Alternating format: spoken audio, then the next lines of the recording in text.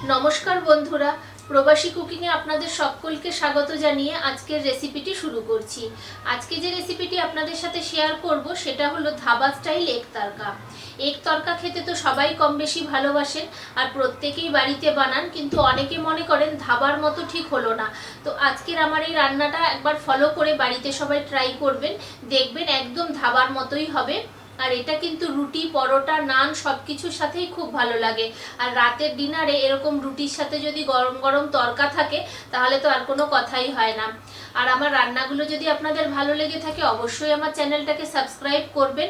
আর যারা আমার চ্যানেলে নতুন বন্ধু আছেন তাদেরকে রিকোয়েস্ট করব আমার চ্যানেলটাকে সাবস্ক্রাইব করে পাশে থাকা বেল আইকনটা টিপে দেবেন, যাতে আমার দেওয়া সমস্ত নোটিফিকেশন আপনাদের কাছে সবার আগে পৌঁছে যায়।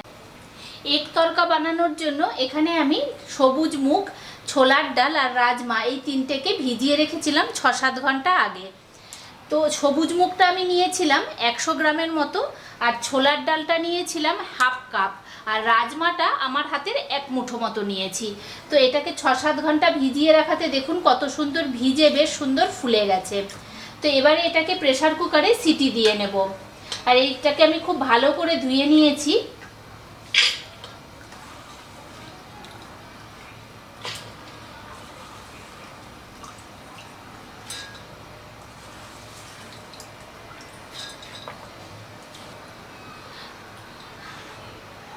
তো সবুজ মুগটা পুরোটা কিন্তু দিয়ে দিয়েছি প্রেসার কুকারের মধ্যে।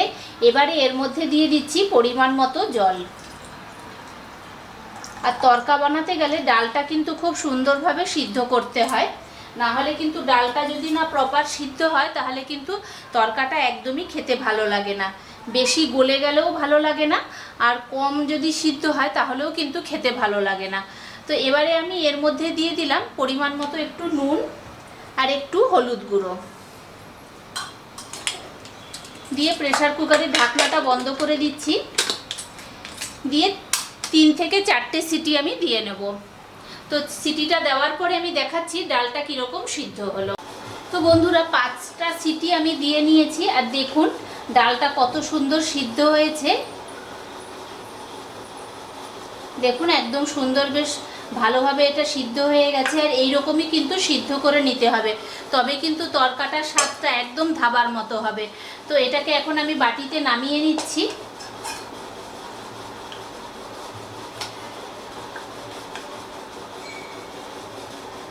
আর রাজমাগুলোও কিন্তু খুব সুন্দরভাবে সিদ্ধ হয়ে গেছে। তো এখন এটাকে রেখে দিয়ে চলুন আমি মেন রান্নাটার দিকে এগিয়ে যাই। তো বন্ধুরা যেহেতু এগ তরকা সেই জন্য প্রথমে আমি ডিমের ভুর্জিটা করে নেব। তার জন্য কড়াইতে দিয়ে দিয়েছি সর্ষের তেল। তেলটা একটু গরম হোক।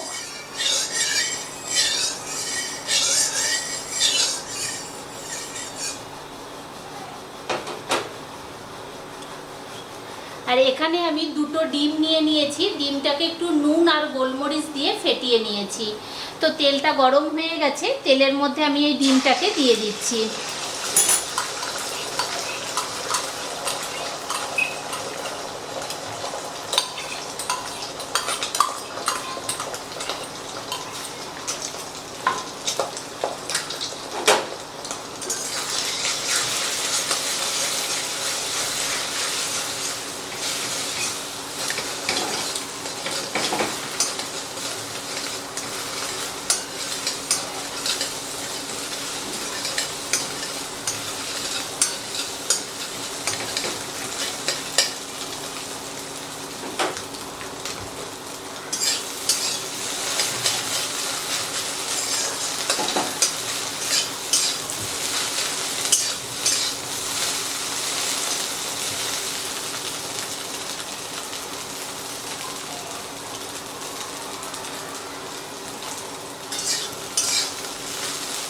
তো দেখুন ডিম ভুর্জিটা কিন্তু একদম রেডি হয়ে গেছে।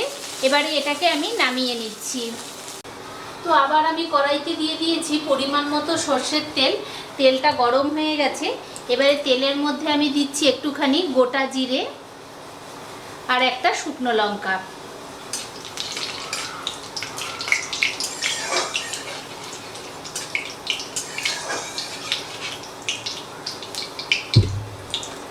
ফোড়নটা ভেজে নিয়েছি। এবারে এর মধ্যে দিচ্ছি একদম মিহি করে কুচোনো পেঁয়াজ। আমি এখানে মিডিয়াম সাইজের 2টো পেঁয়াজ নিয়েছি।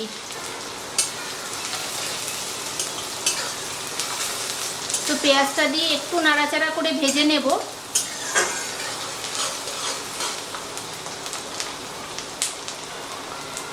দিচ্ছি একদম মিহি করে কুচোনো আদা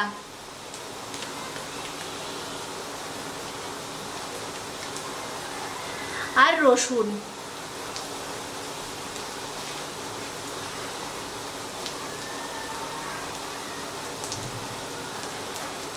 আর দিচ্ছি কাঁচা লঙ্কা কুচি। আমি এখানে 2টো কাঁচা লঙ্কা দিয়েছি, আপনারা ইচ্ছা হলে কাঁচা লঙ্কার পরিমাণটা একটু বেশিও করে নিতে পারেন।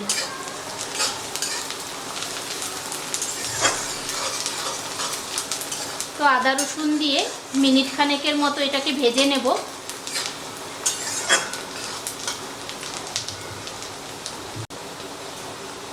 তো পেঁয়াজ দেওয়ার পরে আদা রসুন দিয়ে মিনিট খানেকের মতো ভাজা করে নিয়েছি। এবারে এর মধ্যে দিয়ে দিচ্ছি বড় সাইজের একটা কুচনো টমেটো।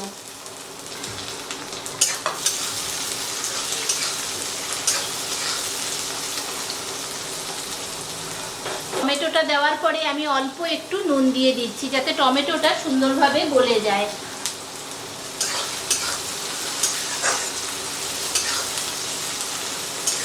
তো টমেটো দিয়ে আবার এটাকে 30-40 সেকেন্ডের মতো আমি এটাকে নাড়াচাড়া করে নেব। তো টমেটোটা দেওয়ার পর 30-40 সেকেন্ডের মতো এটাকে নাড়াচাড়া করে নিয়েছি। আর টমেটোটা দেখুন বেশ একটু একটু গলতে শুরু করেছে। তো এবারে এর মধ্যে আমি কিছু মশলা অ্যাড করব।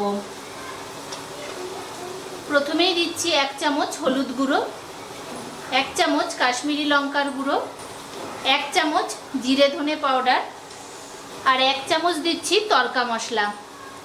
আর দিচ্ছি পরিমাণ মতো নুন। নুনটা কিন্তু আমি কমই দিচ্ছি যেহেতু সিদ্ধ করার সময় আমি একটু দিয়েছিলাম। আর দিচ্ছি অল্প একটু জল যাতে মশলাটা না পুড়ে যায়। তো সব কিছু দিয়ে মশলাটাকে খুব ভালো করে মিক্স করে নেব।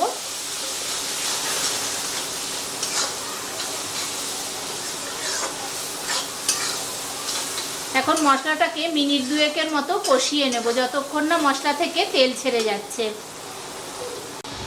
তো মশলাটাকে মিনিট 2-এর মতো কষিয়ে নিয়েছি আর তেল ছাড়তে দেখুন শুরু করে দিয়েছে। আর কি সুন্দর এখনই একটা কালার এসে গেছে। তো এবারে এর মধ্যে দিয়ে দেব এই সিদ্ধ করে রাখা তড়কাটা।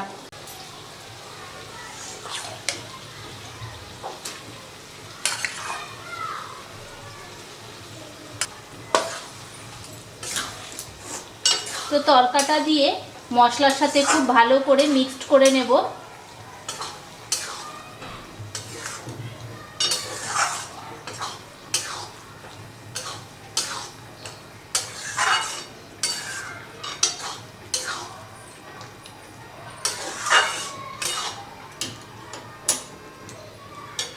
আর এটা একটু টাইট আছে ওই জন্য আমি এর মধ্যে দিয়ে দিচ্ছি অল্প একটু জল।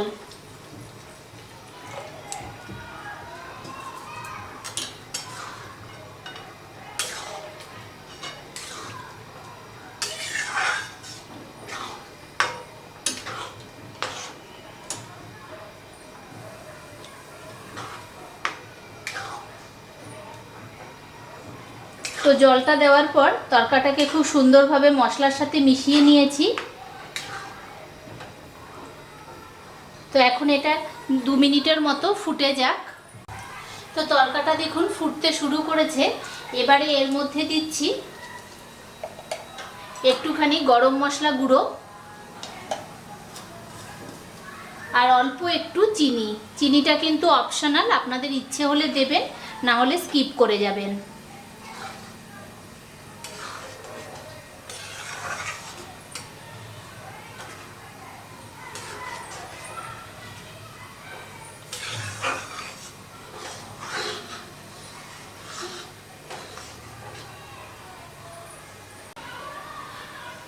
আর এবারে এর মধ্যে দিয়ে দিচ্ছি খানিকটা কাসৌরি মেথি। আর তরকায় কিন্তু কাসৌরি মেথি না দিলে তরকাটা ঠিক ভালো লাগে না।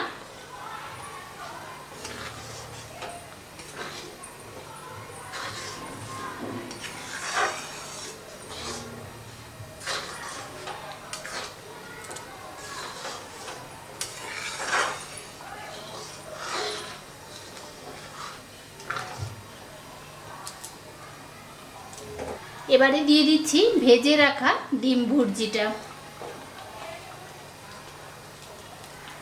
আর খানিকটা আমি রেখে দিলাম উপর থেকে গার্নিশ করার জন্য।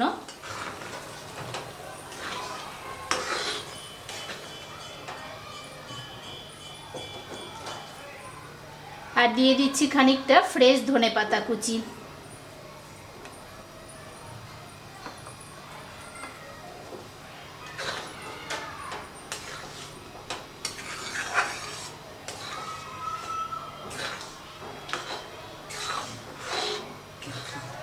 আর তরকাটা কিন্তু আমি এই রকমই রাখবো, কারণ এর পরে যখন ঠান্ডা হয়ে যাবে তখন কিন্তু একটু জমে যাবে, তো খেতে ভালো লাগবে না।